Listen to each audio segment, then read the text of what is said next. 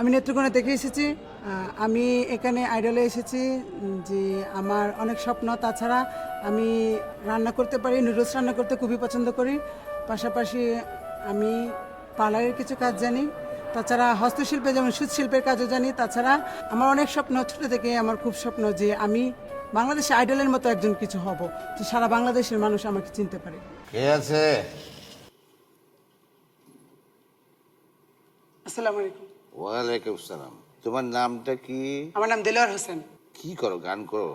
হ্যাঁ, গান করি, নাচ পারি, ও, নাচও পারো? ছবি আঁকতে পারি, উপস্থাপনা করতে পারি, কবিতা আবৃত্তি পারি, পার্লারের কাজ পারি, হস্তশিল্পের কাজ পারি, সুশিল্পের কাজ পারি।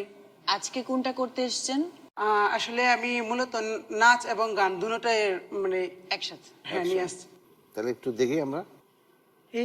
লাবণ্য পূর্ণ প্রাণে প্রাণে সহে আনন্দ বসন্ত সমাগমে বিকশিত স্নিগ্ধ কুসুম হে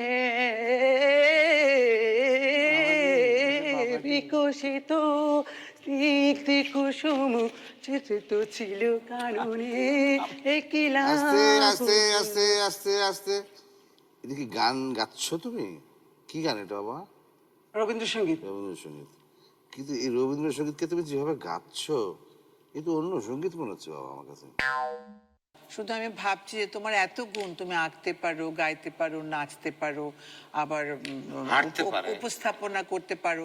সুতরাং আমাদের এই মঞ্চটা তোমার জন্য একটু ছোট বাবা, আর একটু বড় তোমার পরিসরের, তুমি যে স্ট্যান্ডার্ডের, তো আমার যেটা মনে হচ্ছে তোমার, আমরাই একটু আমাদের মঞ্চটা একটু তোমার জন্য ছোট হয়ে যাচ্ছে।